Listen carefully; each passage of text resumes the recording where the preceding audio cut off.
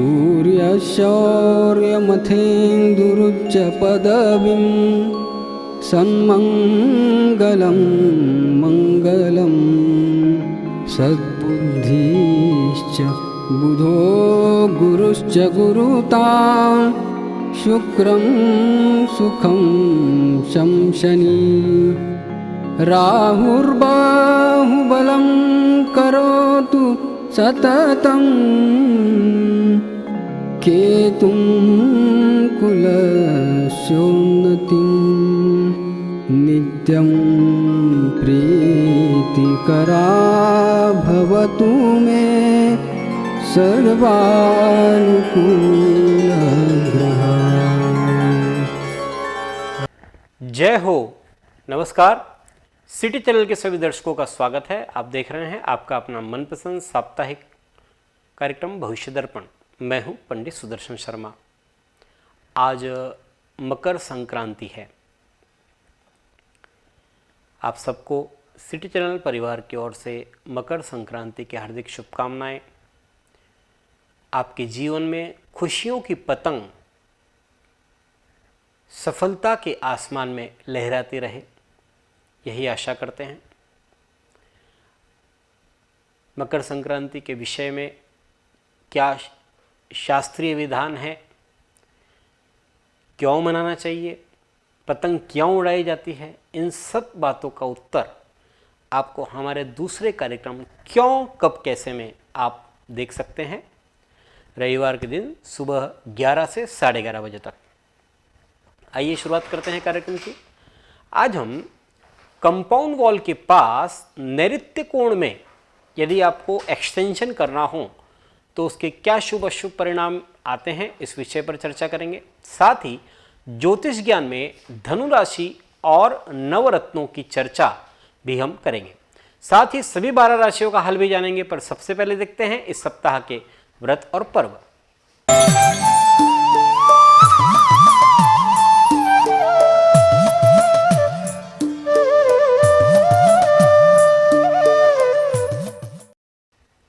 इस सप्ताह सोमवार 16 जनवरी को करी दिन है।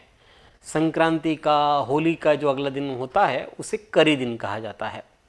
मंगलवार 17 जनवरी को शनि महाराज मकर राशि से कुंभ राशि में प्रवेश कर रहे हैं। शनि के इस राशि पालट से, शनि पालट के क्या परिणाम होते हैं, उसके लिए भी आप हमारे कार्यक्रम क्यों कब कैसे को आप देखें, विस्तार से इसमें सब जानकारी दी गई है। बुधवार 18 जनवरी को षटतिला एकादशी है। इस एकादशी को तिल के 6 प्रकार से उपयोग का महत्व होता है। इस दिन तिल से उबटन करे, तिल मिले जल से स्नान करे, तिल से हवन करे और तिल से ही पितरों का तर्पण करे। साथ ही तिल के पदार्थों का भोजन करे और तिल का ही दान करे। इस प्रकार से उपटन, स्नान, हवन, तर्पण, भोजन और दान, इस प्रकार तिल के ये 6 उपयोग इस दिन करना चाहिए और इसीलिए इसे षटतिला एकादशी कहते हैं। षटतिला एकादशी के व्रत के पुण्य से कथा है कि एक ब्राह्मणी ने भगवान के लोक को प्राप्त किया था। बुधवार को ही मूल संज्ञक नक्षत्र ज्येष्ठा नक्षत्र प्रारंभ होगा शाम 5:22 पर और उसके पहले अमृत योग रहेगा। बुधवार के दिन अनुराधा नक्षत्र यदि हो तो उसे अमृत योग कहते हैं। तो अनुराधा नक्षत्र का अमृत योग रहेगा शाम 5:22 तक और उसके बाद ज्येष्ठा नक्षत्र प्रारंभ हो जाएगा। ज्येष्ठा नक्षत्र ये मूल संज्ञक नक्षत्र है, बड़ा मूल माना जाता है और इसमें किसी जातक का जन्म होता है तो उसकी मूल शांति कराई जाती है। गुरुवार 19 जनवरी को ज्येष्ठा नक्षत्र रहेगा दोपहर 3:17 तक और उसके बाद मूल नक्षत्र प्रारंभ हो जाएगा। तो ये ज्येष्ठा और मूल दोनों ही मूल संज्ञक नक्षत्र है, अर्थात गुरुवार को किसी जातक का जन्म होता है किसी भी समय तो वह उसकी मूल शांति या ज्येष्ठा शांति करानी पड़ेगी। गुरुवार को ही प्रदोष व्रत है। शुक्रवार 20 जनवरी को मासिक शिवरात्रि है, जो हर महीने की शिवरात्रि होती है वह है। साथ ही मूल नक्षत्र रहेंगे दोपहर 12:40 तक। इसी दिन चतुर्दशी तिथि का क्षय है, मतलब 13 और चतुर्दशी साथ में ही है। शनिवार 21 जनवरी को दर्श अमावस्या है। इस अमावस्या को मौनी अमावस्या भी कहते हैं और माघ मास के कृष्ण पक्ष की अमावस्या तिथि है ये। और इस दिन हरिद्वार, प्रयागराज इन स्थानों पर कुंभ स्नान होता है और पर्व तिथि है ये। और इस दिन स्नान किसी पवित्र नदी में, यदि गंगा में स्नान करें तो बहुत ही बढ़िया, और अगर वहाँ नहीं जा पाएँ तो किसी भी जलाशय में, पवित्र जलाशय में आप स्नान करें, इसका बड़ा महत्व होता है। रविवार 22 जनवरी को शुक्र ये कुंभ राशि में प्रवेश करेंगे। तो ये थे इस सप्ताह के व्रत और पर्व। अब देखते हैं मेष, वृषभ, मिथुन और कर्क राशि वालों के लिए कैसा रहेगा आने वाला सप्ताह 16 से 22 जनवरी 2023 तक। सर्वप्रथम देखते हैं कालपुरुष की पहली राशि मेष।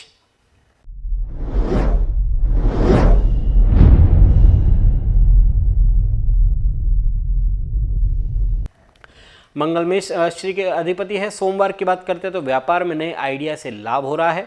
प्रतियोगिता से घबराना नहीं चाहिए, उसका आनंद उठाना चाहिए और फिर देखिए कि काम करने में कितना मजा आता है आपको।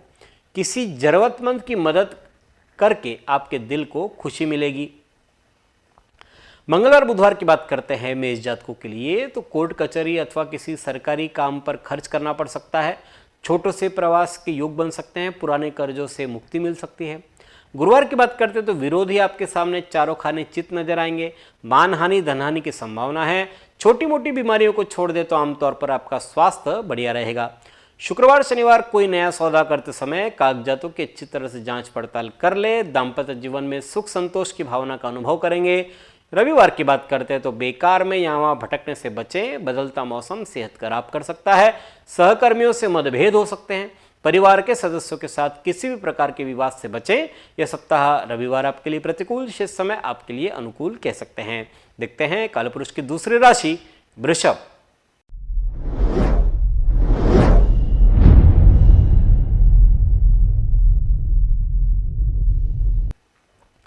शुक्र वृषभ राशि के अधिपति है। सोमवार की बात करते हैं तो मानसिक शांति के लिए अपनी भावनाओं पर काबू रखना जरूरी है। कोई आप पर नजर रख रहा है, इसलिए काम को ईमानदारी से करें। मंगलवार बुधवार अपने दायित्व निपटाने पर ध्यान दें। कंपटीशन में रिजल्ट आपको प्रसन्नता देंगे। किसी और की परेशानी में दखलंदाजी देने से बचें। गुरुवार की बात करते हैं तो शरीर और मन से अस्वस्थ रहते हुए भी आप अपने अपूर्ण कार्यों को पूर्ण कर सकेंगे। विद्यार्थीगण विद्या के क्षेत्र में अच्छी अभिव्यक्ति कर पाएंगे। आपकी सहायता को सराहा जाएगा। शुक्रवार शनिवार शत्रु प्रयास तो कर रहे हैं लेकिन आपका अहित नहीं कर पाएंगे। मौसमी बीमारियों से बचकर रहे। चिकित्सक के पास जाना पड़ सकता है, ये बेहतर रहेगा। रविवार की बात करते हो तो जीवन साथी के साथ तनाव हो सकता है, लेकिन अपने संयमपूर्ण व्यवहार से आप बात को संभाल पाएंगे। यह सप्ताह सोमवार को यदि छोड़ दिया जाए तो आमतौर पर वृषभ जातकों के लिए अनुकूल समय है। देखते हैं कालपुरुष की तीसरी राशि मिथुन।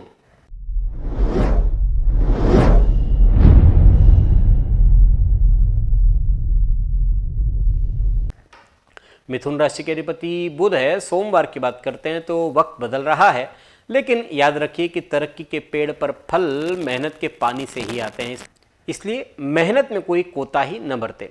मंगलवार बुधवार तमाम कोशिशों के बावजूद काम बनते नजर नहीं आ रहे हैं। आवश्यक कारणों के पीछे धन खर्च होगा। स्थायी संपत्ति, वाहन आदि के दस्तावेज बनाने में सावधानी रखें। गुरुवार की बात करते हैं तो व्यर्थ किसी की पचड़े में टांग न अड़ाएं। किसी भी चीज को पाने के लिए आपकी जल्दबाजी नुकसान कर सकती है। दोस्तों का रवैया आपको परेशान करेगा। शुक्रवार शनिवार विचारों में खोए रहेंगे, इसलिए कोई निश्चित निर्णय नहीं कर पाएंगे। कम मेहनत में अधिक लाभ पाने की कोशिश करेंगे। वसूली या व्यापार के काम से बाहर जाना पड़ सकता है। रविवार की बात करते हैं तो सेहत का खास ध्यान रखने की जरूरत है। अपने खाने पीने की आदतों पर काबू रखें। यह सप्ताह मंगलवार से गुरुवार प्रतिकूल, शेष समय आपके लिए अनुकूल है। देखते हैं कालपुरुष की चौथी राशि कर्क।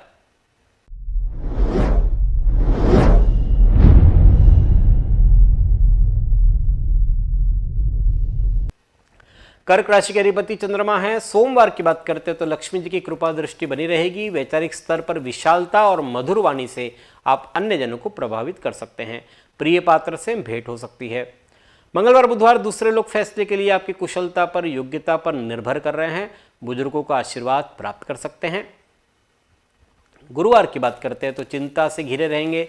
हाथ आए अवसर अनिर्णय के कारण से गंवा सकते हैं। शुक्रवार शनिवार आलस्य, थकान और बोरियत आपके काम की गति को कम कर देंगे। आपके गुस्से की मात्रा अधिक रहेगी। विरोधियों के साथ गहन चर्चा में न उतरे। रविवार की बात करते हैं तो ये याद रखें कि गलतियां सबसे होती है और उनसे सबक लेकर आगे बढ़ने का नाम ही जिंदगी है। यह सप्ताह शुक्रवार शनिवार प्रतिकूल, शेष समय आपके लिए अनुकूल है। अब देखते हैं वास्तु टिप्स।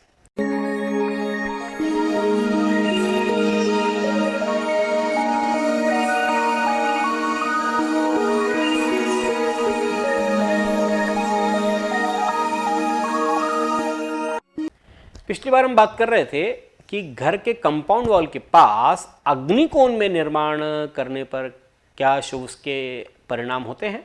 आज हम आपको कंपाउंड वॉल के पास नैऋत्य कोण में निर्माण करने पर क्या शुभ अशुभ परिणाम मिलते हैं उस विषय पर हम बात करेंगे। घर का निर्माण करते समय उसे चारों ओर से खुला रखा जाता है।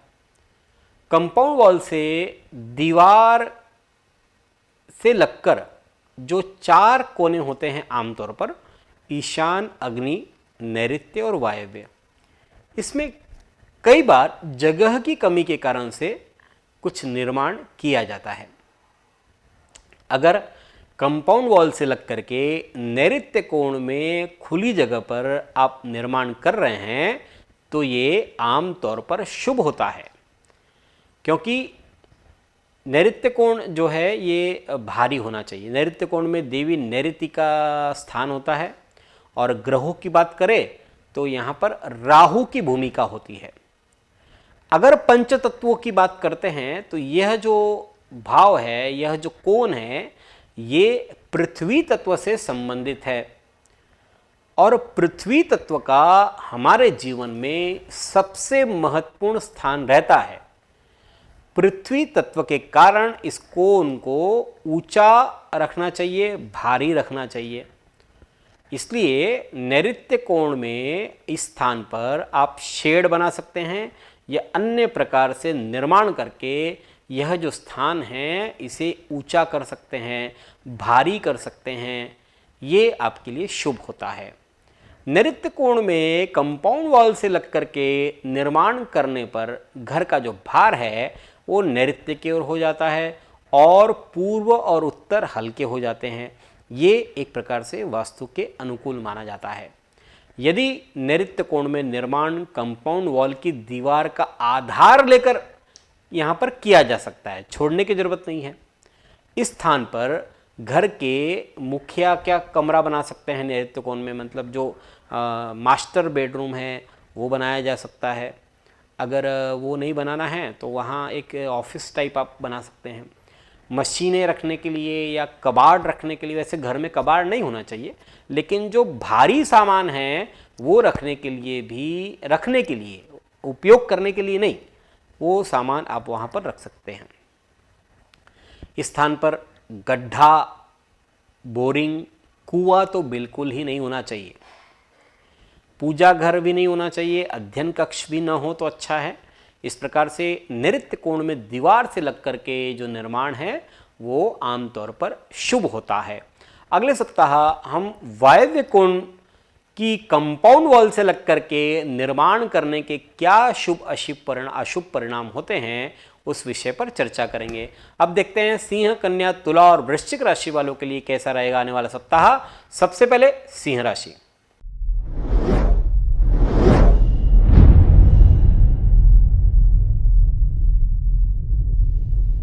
सिंह राशि के स्वामी सूर्य है। सोमवार की बात करते हैं तो जीवन में नई उमंग आ रही है।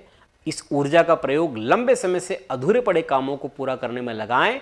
लोग आपके काम की तारीफ करेंगे, तंदुरुस्ती भी अच्छी रहेगी। मंगलवार बुधवार क्रोध को वश में करना आवश्यक है। वैचारिक स्तर पर खोए रहेंगे। जीवन में अचंभित करने वाली घटनाएं होगी और ऐसे वक्त में दोस्त आपके बहुत काम आएंगे। गुरुवार की बात करते हो तो काम आपके मन में परिवर्तन शीघ्र आ रहे हैं, जिससे आपका मन कुछ दुविधा वाला रहेगा। आर्थिक पक्ष भी सामान्य रहेगा। भौतिक साधनों में व्यर्थ का धन खर्च करने की उम्मीद है। शुक्रवार शनिवार खुशियों में इजाफा होगा। भाइयों स्नेहीजनों के साथ संबंध अच्छे रहेंगे। भौतिक सामान खरीदने से वैभव बढ़ रहा है। रविवार की बात करते हैं तो आलस, थकान और बोरियत आपके काम की गति को कम कर रहे हैं। आपके गुस्से की मात्रा अधिक रहेगी। विरोधियों के साथ गहन चर्चा में न उतरे। यह सप्ताह यदि बात करते हैं तो रविवार प्रतिकूल शेष समय आपके लिए अच्छा है। देखते हैं कालपुरुष की छठी राशि कन्या।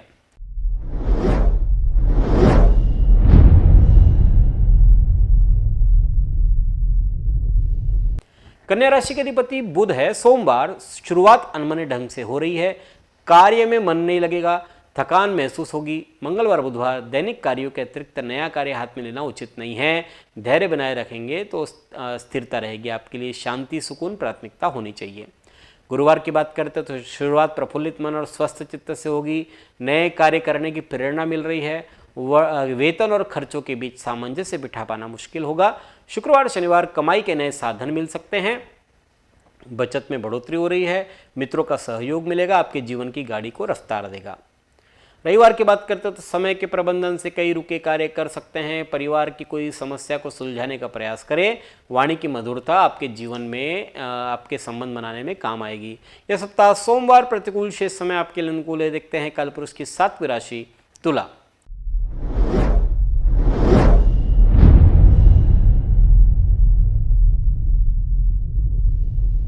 तुला राशि के अधिपति शुक्र है। सोमवार मेहनत रंग ला रही है, लेकिन अति महत्वाकांक्षी बनने से बचें। वक्त की मांग है कि आप सावधानी बरतें। लंबी यात्राएं थका देने वाली रहेगी आपके लिए। मंगलवार बुधवार आमदनी कम, खर्च में वृद्धि हो रही है। अगर कोई आपके साथ गलत व्यवहार करे तो भी नम्रता से अपनी बात कहें और वहां से निकल ले, सब ठीक हो जाएगा। विरोधी आपके गैर जिम्मेदाराना रवैये से लाभ उठा सकते हैं।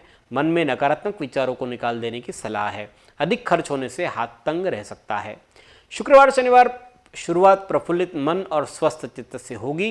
नए कार्य करने की प्रेरणा मिल रही है। वेतन खर्चों के बीच सामंजस्य बिठा पाना कुछ मुश्किल रहेगा।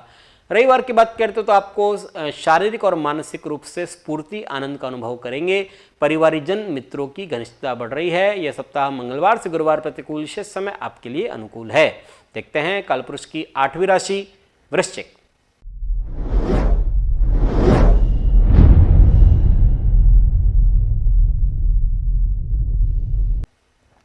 मंगल वृश्चिक राशि के अधिपति सोमवार की बात करते तो ऑफिस में सहकर्मियों का रवैया सहयोग वाला रहेगा और इस समय अधर में लटक रहे सरकारी काम भी पूरे हो सकते हैं।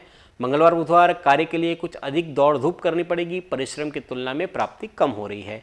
जीवन में संघर्ष का समय प्रारंभ है। आपका आत्मविश्वास आपको इस मुश्किल वक्त से बाहर निकालेगा। गुरुवार की बात करते तो आपके प्रत्येक काम को आत्मविश्वास के साथ ठीक ढंग से संपन्न कर सकेंगे। अपनों से अनपेक्षित मुलाकात के प्रबल संकेत बन रहे हैं। शुक्रवार शनिवार व्यापार में मुनाफे में कमी आ रही है। ढुलमुल रवैया आपकी कामयाबी को ढकेगा। अधिकारी आपके इस रवैये से नाराज हो सकते हैं। मन मुताबिक रिश्ते नहीं मिलने से हताशा भी घर करेगी।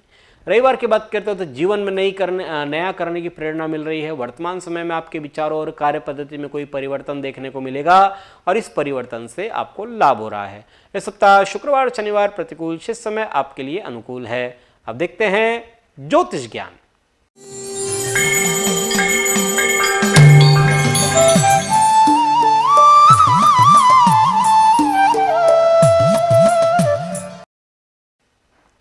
हमारी श्रृंखला प्रारंभ है राशि और नवरत्न। इसमें हम प्रत्येक राशि के लिए 7 नवरत्नों का क्या परिणाम मिलता है, पहनना चाहिए नहीं पहनना चाहिए, इस विषय में हम जानकारी दे रहे हैं। पिछले बार हमने आपको वृश्चिक राशि के साथ नवरत्नों की चर्चा की थी। आज हम धनु राशि के साथ नवरत्नों के विषय में जानेंगे। धनु राशि ये कालपुरुष की 9वीं राशि है। राशि स्वामी गुरु है। धनु राशि अग्नि तत्व और द्विज स्वभाव राशि है और राशि स्वामी गुरु जो है ये आकाश तत्व है। सबसे पहले बात करते हैं माणिक की। माणिक ये सूर्य का रत्न है, प्रतिनिधि रत्न सूर्य का है और धनु राशि वालों के लिए माणिक ये भाग्य रत्न हो जाता है, भाग्य का स्वामी होता है। और वैसे भी सूर्य और गुरु में मित्रता है और इस कारण से माणिक धारण करना ये धनु जातकों के लिए आमतौर पर बढ़िया है, इससे कॉन्फिडेंस लेवल बढ़ता है। मोती, धनु जातकों के लिए मोती ये अष्टम भाव का कारक हो जाता है। वैसे जन्म कुंडली में अगर चंद्रमा अरिष्ट स्थान पर नहीं है, चौथे, आठवें, 12वें नहीं है, षष्टम में भी चंद्रमा नहीं है, तो मोती पहन सकते हैं। और अरिष्ट स्थान पर हो तो मोती बिल्कुल नहीं पहनना चाहिए। और वैसे भी चंद्रमा और गुरु में मित्रता है, तो मिला जुला परिणाम मोती का हो सकता है। मूंगा, मूंगा ये धनु जातकों के लिए पंचम और द्वादश भाव का रत्न है। हालांकि गुरु और मंगल ये आपस में मित्र है, फिर भी मूंगा पहनने से एग्रेसिवनेस बढ़ता है, आक्रामकता बढ़ती है, इसलिए आमतौर पर नहीं पहनना चाहिए। हाँ, अगर बढ़ाना हो, मंगल का पावर बढ़ाना हो, तब सोचा जा सकता है, लेकिन आमतौर पर नहीं पहनना चाहिए। पन्ना, पन्ना ये बुध का रत्न है और धनु जातकों के लिए ये सप्तम और दशम भाव का रत्न है। यदि लग्न कुंडली में सप्तम और दशम भाव ही आ रहे हैं बुध के, यानी बुध या तो मिथुन या कन्या, इन ये राशि आपके लग्न कुंडली में सप्तम और दशम भाव पर आ रही है, तो बिल्कुल आप पन्ना धारण करें, आपको बहुत अच्छे उसके फायदे हो सकते हैं। लेकिन इसके अलावा नहीं धारण करना चाहिए, क्योंकि बुध और गुरु आपस में शत्रु है और वैसे भी बुध का जो परिणाम है ये अच्छे नहीं आते। पुखराज, पुखराज तो ये राशि रत्न नहीं है, लग्नेश और चतुर्थेश हो जाते हैं और बृहस्पति को बल देने के लिए पुखराज धारण किया जा सकता है। फिर बात करते हैं हीरा की। हीरा यानी डायमंड, ये धनु जातकों के लिए हीरा जो है ये षष्टम स्थान और एकादश भाव का प्रतिनिधि रत्न होता है। शुक्र का रत्न है, गुरु और शुक्र आपस में शत्रु है, ये अपोजिट पार्टी में है, इसलिए हीरा पहनने से आमतौर पर शारीरिक समस्या रह सकती है, नहीं पहनना चाहिए। नीलम, नीलम ये शनि का रत्न है और धनु जातकों के लिए ये धनेश और तृतीयेश का रत्न है, द्वितीय भाव और तृतीय भाव से संबंधित है। आमतौर पर नहीं पहनना चाहिए क्योंकि शनि और गुरु ये दोनों आपस में शत्रु है। और हाँ, लेकिन कई बार शनि अगर योग कारक हो जाता है लग्न कुंडली से आपके, तो फिर देखा जा सकता है, लेकिन आमतौर पर नहीं पहनना चाहिए। गोमेद, गोमेद धनु जातकों के लिए गोमेद पहनना भी अशुभ होता है, राहु का रत्न है और कुंडली में राहु अनुकूल हो या प्रतिकूल हो, गोमेद न पहने। लहसुनिया, लहसुनिया केतु का रत्न है, धनु जातकों के लिए लहसुनिया भी आमतौर पर अशुभ है। हाँ, लेकिन अगर जन्म कुंडली में केतु बढ़िया हो आपका, तो लहसुनिया आप धारण कर सकते हैं। इस प्रकार से धनु जातकों के लिए आमतौर पर माणिक, मोती, मूंगा और पुखराज ठीक है, और अन्य जो ग्रह है पन्ना, अन्य जो रत्न है पन्ना, हीरा, नीलम, गोमेद, ये आमतौर पर पहनना अच्छा नहीं होता। लेकिन कोई भी रत्न जो है वो किसी अच्छे विद्वान ज्योतिषी को आपकी कुंडली दिखाएं और उसके बाद ही पहने, अन्यथा न पहने।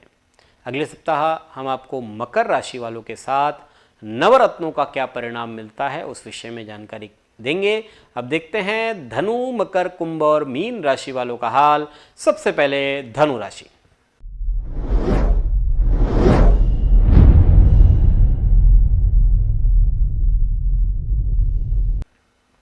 धनु राशि के अधिपति गुरु है। सोमवार की बात करते हैं तो नई जिम्मेदारियां आप पर मानसिक दबाव डाल रही है। लंबी दूरी की यात्रा हो सकती है, तीर्थ स्थान के लिए जा सकते हैं। घूमने फिरने जाने से पहले घर की सुरक्षा के इंतजाम करें। मंगलवार बुधवार कार्यालय या व्यावसायिक स्थल पर काम का भार अधिक रहेगा। उन संस्थानों से आपके काम को प्राथमिकता मिल रही है जहां अभी तक ध्यान नहीं दिया जा रहा था। गुरुवार की बात करते तो ऑफिस में सहकर्मियों का रवैया सहयोग वाला रहेगा। इस समय अधर में लटक रहे सरकारी काम पूरे होंगे। अवसर के लिए आपको अलर्ट रहने की जरूरत है। शुक्रवार शनिवार मेहनत रंग ला रही है, लेकिन अति महत्वाकांक्षी बनने से बचें। वक्त की मांग है कि आप सावधानी बरतें। लंबी यात्राएं थका देने वाली रहेगी आपके लिए। रविवार की बात करते हैं तो अधिक खर्च होगा, संयम रखना पड़ेगा, मनोरंजन पर खर्च हो सकता है, मासांत में आपको आर्थिक परेशानी का सामना करना पड़ सकता है। गुस्से पर काबू रखें क्योंकि क्रोध सबसे पहले अपना स्वयं का नुकसान करता है। यह सप्ताह रविवार प्रतिकूल, शेष समय आपके लिए अनुकूल है। देखते हैं कालपुरुष की 10वीं राशि मकर।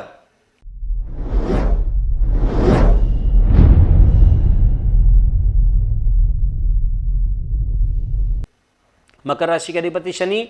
सोमवार की बात करते हैं तो वैवाहिक जीवन में संदेह घातक साबित हो सकता है। बेकार की बहस से, बॉस से बचे। जीवन साथी का स्वास्थ्य प्रभावित हो सकता है। मंगलवार बुधवार धार्मिक कृत्यों में समय देने से लाभ होगा। भविष्य में होने वाले मांगलिक कार्यक्रमों के योग बनेंगे। सामाजिक कार्यों में आप सदैव ही तत्पर रहेंगे। गुरुवार की बात करते हो तो देव आराधना करें, इससे न केवल मन शांत रहेगा बल्कि आने वाला कष्ट भी कम होगा। परेशान सेवार्थ कुछ समय बिताइए। किस्मत का सितारा आपके लिए बुलंद है। शुक्रवार शनिवार व्यवसायिक क्षेत्र में स्पर्धा के सामने आपको टिकना होगा। आपके किसी अहम काम के लिए किसी व्यक्ति से कोई मदद चाहिए और आपका काम आखिरी समय पर पूरा होगा। रविवार की बात करते हो तो दूर से आया कोई शुभ समाचार जीवन में उत्साह लाएगा। आपको नया उद्यम, नया कार्य करने के लिए प्रेरित करेगा। मन में बनाई हुई योजनाएं साकार हो रही है। यह सप्ताह सोमवार प्रतिकूल, शेष समय आपके लिए अनुकूल है। देखते हैं कालपुरुष की 11वीं राशि कुंभ।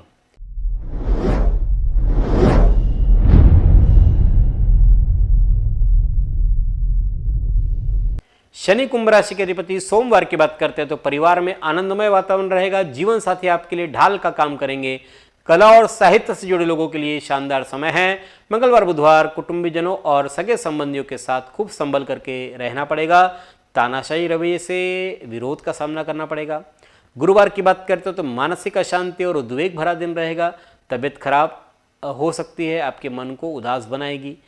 शेयर मार्केट के साथ जुड़े लोगों को किसी भी सौदे में सावधानी रखने की बहुत ज़्यादा ज़रूरत है।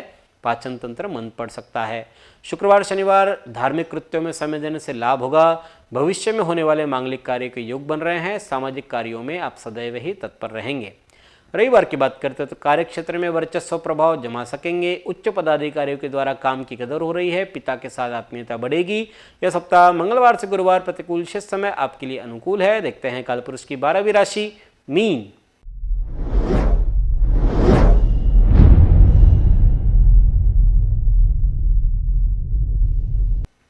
गुरु मीन राशि के अधिपति।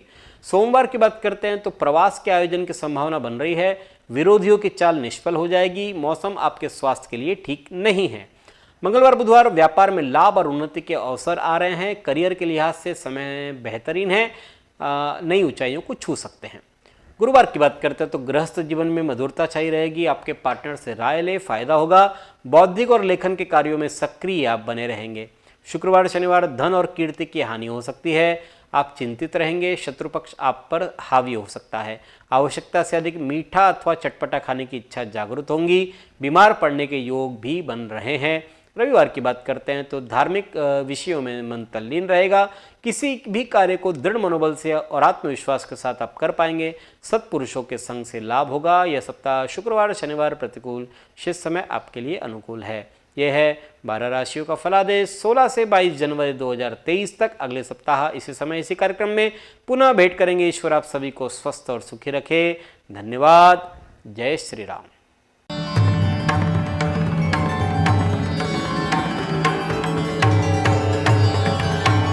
पिछले 20 वर्षों से अपने ज्ञान से हजारों दर्शकों का मार्गदर्शन और समस्या निराकरण करने वाले आपके अपने पंडित सुदर्शन शर्मा शास्त्री जी से आप व्यक्तिगत समाधान पा सकते हैं।